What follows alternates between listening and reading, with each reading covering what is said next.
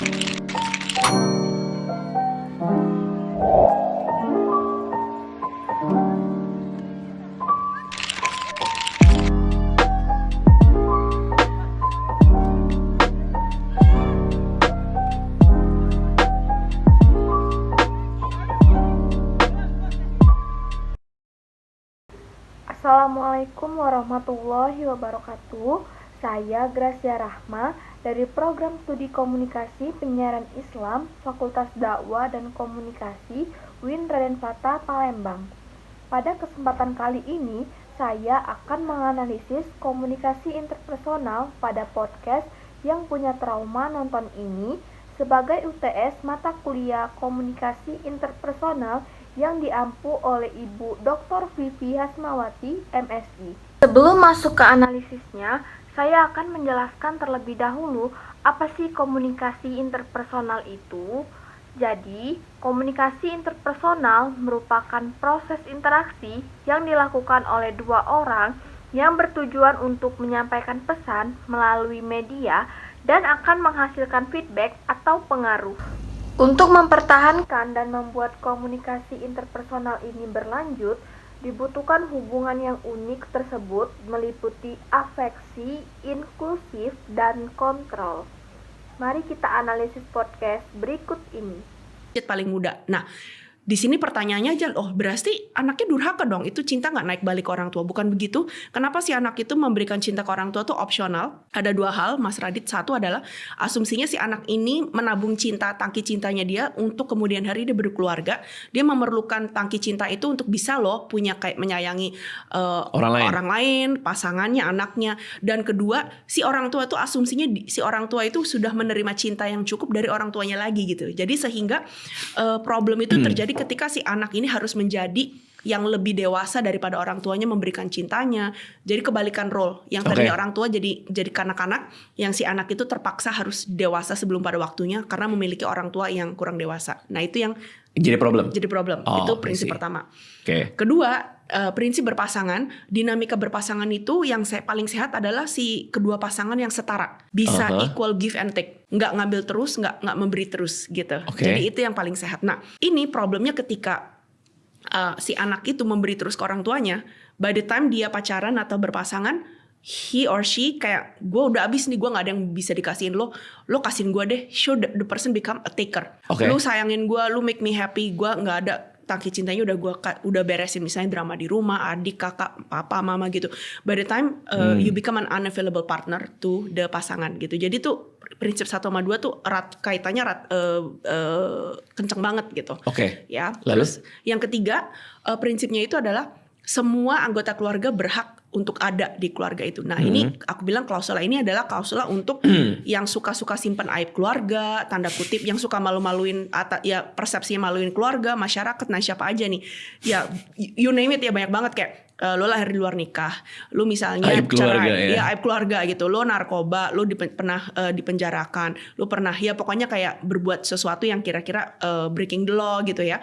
Nah, kuncinya adalah di situ kita nggak boleh ngucilin orang tersebut gitu. Nah, tapi juga nggak bisa mengecualikan perbuatan mereka juga, tapi harus merangkul mereka ke dalam keluarga. Kan biasa tuh kalau ada member-member anggota yang aib-aib gitu, bermasalah dianggap hilang atau udah don't talk about the person di keluarga, bikin malu, nggak enak apa. Nah, sehingga sosok ini terlupakan, Mas Radit. Nah, itu bahaya banget karena di Family Constellation bilang ketika ada satu orang dikucilkan, entah dengan sengaja atau tidak sengaja, itu polanya akan terulang lagi pasti di generasi berikut, entah anak lo, entah misalnya ponakan lo, entah misalnya cucu lo, untuk ngambil role yang kayak memalukan nama keluarga lagi.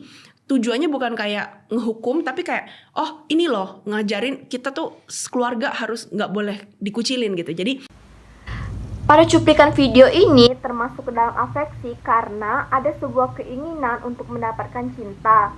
Pada video tersebut mengatakan, pertama, memberikan cinta kepada orang tua adalah opsional karena seorang anak harus menabung cintanya untuk nanti dia berkeluarga supaya dia bisa menyayangi orang lain seperti pasangannya, anaknya. Kedua, dalam dinamika berpasangan harus setara, tidak memberi dan tidak mengambil terus. Dan problemnya, Jika anak sudah memberikan semua cintanya kepada orang tuanya, dan apabila dia berpasangan, dia tidak bisa memberikan cinta kepada pasangannya. Jadi tumbuhlah rasa ingin dicintai terus dan disayangi terus. Jadi prinsip pertama dan kedua sangat erat hubungannya, dan disitulah terjadi afeksi karena adanya keinginan memberi dan mendapatkan cinta. Ternyata salah pilih. Itu yang keempat. Yang terakhir adalah namanya order of love atau urutan cinta. Lalu bilang, kok cinta ada urut-urutannya ya? Ada banget Mas Radit. Kalau mau hidup tentram, perlu kita namanya prioritas. Kerja aja deadline kita ada prioritas. Jadi mencintai orang ada urutannya. Betul. Yang paling pertama. Sebelum menikah, urutan pertama adalah di dalam satu keluarga itu adalah yang pertama adalah si ayah, ibu, anak pertama, anak kedua, anak ketiga. Make sense? Ayah, ibu, anak pertama, jadi maksudnya seorang bapak akan mencintai anak pertamanya lebih dulu. Jadi gini, bapak dan ibu tuh datang duluan. Bapak ibu tuh harus saling menjaga api cinta mereka. Jangan lupa nanti kebanyakan mereka suka pakai topi orang tua, anak dulu. Padahal tanpa mereka menjadi pasangan yang selalu menjaga api cinta itu membara, Gak bisa jadi orang tua. Gak bisa jadi orang tua. Jadi ini fondasinya gak kuat gitu. Karena mereka apa-apa duluin anak dan menggunakan anak sebagai kedok.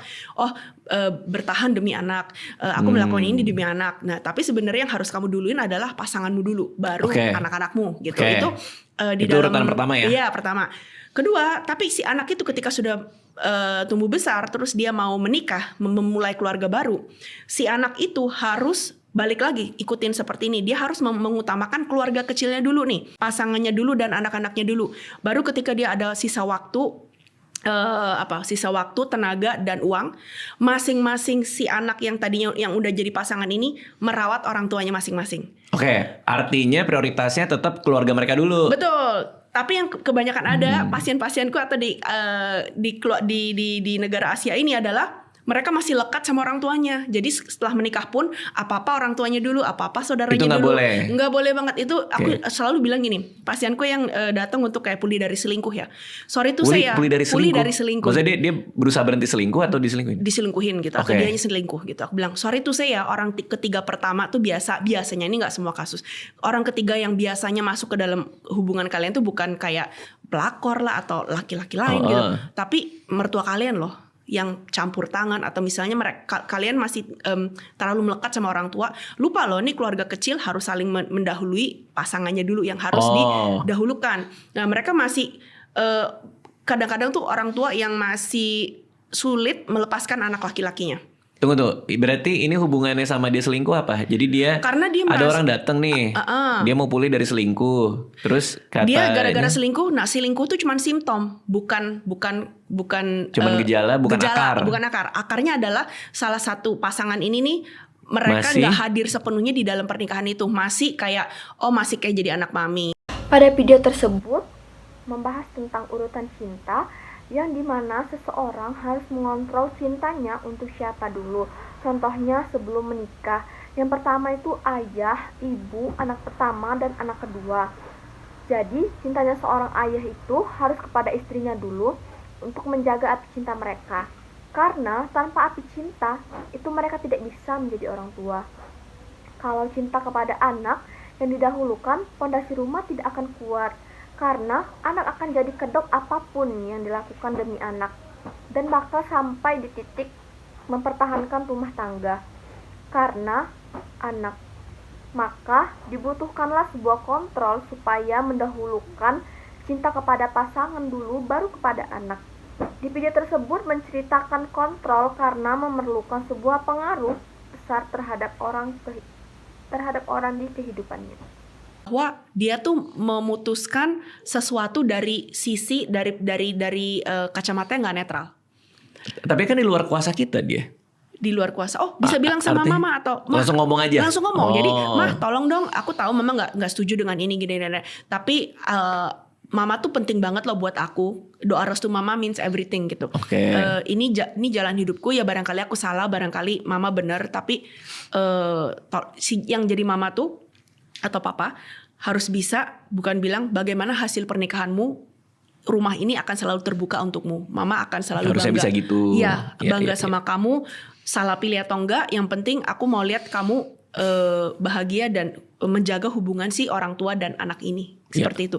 Banyak banget penahanan doa restu yang berakibat ke menantu susah hamil, menantu keguguran. Kenapa? Oh, itu jadi ke situ. Jadi ke situ. Aneh kan? Kenapa? Karena si anak itu merasa, oh, mama saya dikucilkan sama mertua. Ya udah deh, Mam, jangan dikucilin sendiri, yuk.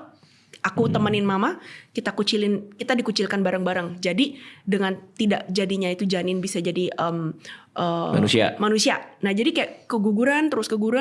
Nah, itu bisa ada hubungannya, observasi salah satu family constellation yang saya baca dan guru-guru saya bilang bisa ke situ, Mas. Kayak gitu.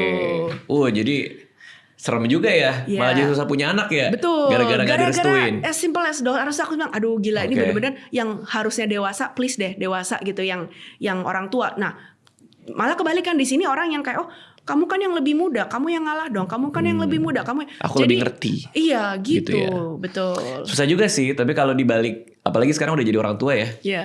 Kalau ngeliat anak tuh gimana ya? Kayak pengen ngomong gitu juga sih. Papa nih lebih ngerti loh, Kak, gitu. Iya, betul. Cak, Papa nih lebih ngerti loh. Kadang kan ada aja kelakuan mereka yang ngebuat kita ngomong gitu kan. Itu bisa bilang gini, this is what works for me. Oke. Jadi bukan bisa ngejelasin zaman Papa ini sih yang. Pada menit tersebut ada sebuah inklusi karena di video mengatakan kalau keputusan yang diambil oleh orang tua itu boleh dibantah oleh si anak dan meminta mendiskusikannya bersama si anak dengan berbicara secara langsung. Karena melibatkan seseorang atau kelompok dalam mengambil keputusan juga termasuk sebuah inklusi. Sekian analisis podcast dari saya. Semoga kalian semua bisa memahami apa yang telah saya sampaikan. Kalau ada kata-kata yang salah, mohon dimaafkan. Wassalamualaikum warahmatullahi wabarakatuh.